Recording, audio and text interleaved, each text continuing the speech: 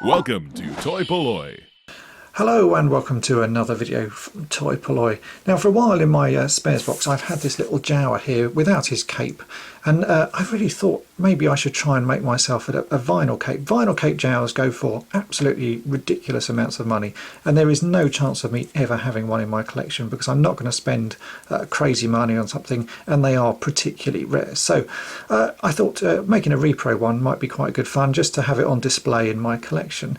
But before I did that I thought I'd have a look and see what you could get off eBay. So I had a quick scour, and there are a few people selling replacement or repro vinyl cape Jawa capes. So I bought one, and here it is. This cost me, I think it was £1.50 plus 90p postage, and initially it sort of looks alright. The shape is quite good. The vinyl is not too bad, maybe a little bit sort of papery, but actually if you hold it up against the Jawa you can see it's an awful colour. It's bright orange. Let me just put this on the Jawa so you can see him in his full glory.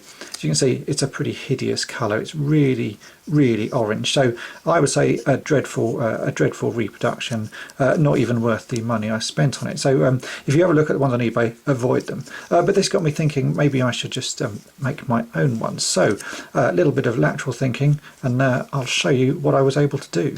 So the first problem is obviously I've got to find something that is a similar sort of material. I had a quick search around. Obviously this stuff feels about right, but it's the wrong colour, and I couldn't find anything where you could just buy sort of vinyl like that. So I went back to thinking exactly how I made the capes for the snow troopers, which you've seen in my previous videos, and started having a look at some sort of vinyl blow-up beach toys. And searching through, I found this, which is an inflatable walking stick. I have no idea why you would want an inflatable walking stick, but it looked like it was about the right sort of colour material, so I went ahead and bought one, and then blew it up just to see what it would look like, and it is just a big blow-up walking stick. Really, I've got no idea why you'd want it, but the good thing is the vinyl it's made of is a pretty good match. So let's take a look at the vinyl inside and I'll show you. So if we open this packet up, I've actually already cut this up, but you can see the brown of this vinyl, if we compare it to the repro one that I bought off eBay, it's a much more brown colour. And actually if we even compare it to the Jawa I have here, you can see the colour match is pretty good. So first thing we've got to do is try and flatten it. As you can see, it's been packaged sort of, well, all folded up in all sorts of different directions, and it's got lots and lots of lines all over it. So what we're going to need to do is try and flatten this. Now it's actually quite hard stuff to flatten, so the way I've gone about doing it is I've ironed it, but with a bit of tea towel over the top of it first, and the iron is set on a very low setting, and that's just to warm the vinyl up a bit. Once it's warmed up, I've then placed it inside a very heavy book. As you can see, it's a Star Wars book, seemed quite fitting, and then leave it to sit like that for sort of a day or so, and that will flatten out most of the creases. So once that's done, we can get on with the next step. So I've left this in this book for a good few hours. I would ideally leave it for a bit longer, but as I'm filming this video I need to do it quicker than that. So if we now open this up, this is a pretty heavy book. The heavier the book the better. You can see the bits that I've ironed, and one of them I would hope is flatter than the other. Yeah, that bit now has quite a nice large flat area, so we're going to use this one to make the cape, and the other bit I'll leave in, and that can flatten for a few more hours.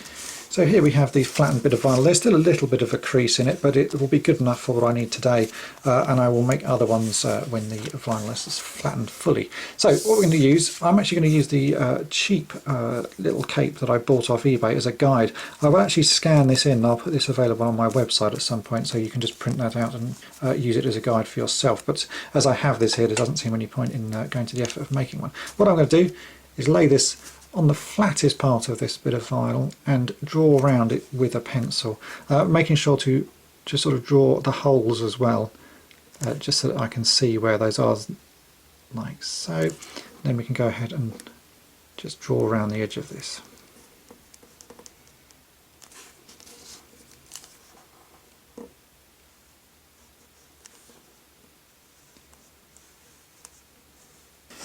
So now that's drawn on, you can just about make that out. I didn't want to mark it too much. I'm going to get a pair of scissors like I have here, and I'm going to very carefully cut this out. It's probably easier to do without a camera in front of you, but I will go ahead and do this anyway. I can always make another one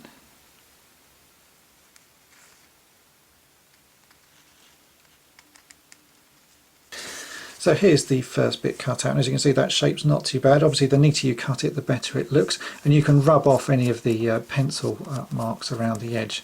Now for the next bit it's going to be a little bit more tricky, and that's how to cut two very neat holes where the arms need to go. And there is a trick for this. What you're going to need is a post-it note. So I'm just going to grab a post-it note here, and you want to stick this behind the holes, just so that it covers where the hole is going to be. If you can just see that, if my camera will focus, like so. And then you're going to need a hole punch. Now luckily this hole punch cuts about the same size hole as that. I do have a slight problem. This hole punch is a little bit old, so the cutting mechanism is a little bit rough, but it's good enough actually to get these holes punched in. And then you've got to very carefully line up, it takes a little bit of practice, where the holes need to be, and then punch through like so. As you can see, I've got a perfect hole there. If my hole punch was a little bit sharper, that would have left a neater edge. So we can now do the other side. And again, my hole punch is just a little bit too small, so I have to rearrange the post-it note. And we can do this one as well. Again, you just sort of have to line it up a bit and go for it like so. And there we go, we've got two nice neat holes. So there is the basics of a Jawa cape. So that's the cape done. I can just rub off the last bits of pencil mark. Now the nice thing about this sort of vinyl material is that one side is slightly matte with a sort of rough surface, and the other side is quite shiny. So this should look quite good once we put it on the Jawa. So I'm just going to fold his arms back, as that's the easiest way to put the capes on. Push his little arms through, and they do fit through the holes pretty perfectly. Like so. Let's fold over it so it looks like it's how the Jawas appeared. Wrap them round and put his collar down. And there we have it. That's a pretty good looking cape. It's never going to fool an expert, but if you want to have a sort of a cheapish Jawa, vinyl cape Jawa on display, then this is a perfectly acceptable way of doing it. So here we have my two Jawas. This is my one that I currently have on display, and this is the one with the new handmade vinyl cape. Now this is never going to fool sort of a hardcore collector, but it does actually look pretty good. It's about the right sort of shade of brown, and yeah, it's got the right sort of finish, a nice sort of matte finish inside and a slightly shinier one outside. It's far better than the one that I bought off eBay. This one, as you can see here, the orange is just, it's really too bright, and quite, I don't know, this is quite terrible. So I would avoid anybody selling these sorts of ones on eBay. It's just not worth it. You can buy the blow up little walking stick. I think I paid £1.80 for that, so it's far cheaper, and you can obviously make quite a few of these capes out of that. So obviously I'm sure this will ruffle a few feathers, because I know people are quite precious about vinyl cape Jawa capes, but for me this is just going to go on display here, and I think it's quite a fun little addition to my collection, and really I'm never going to spend the money that vinyl cape Jawas go for. So this is perfectly good for my display here at toy-polloi. Now I hope that's been of interest to you, and thanks for watching. Thanks for watching toy-polloi. Subscribe for more great videos. You can also follow toy-polloi on Twitter and Facebook.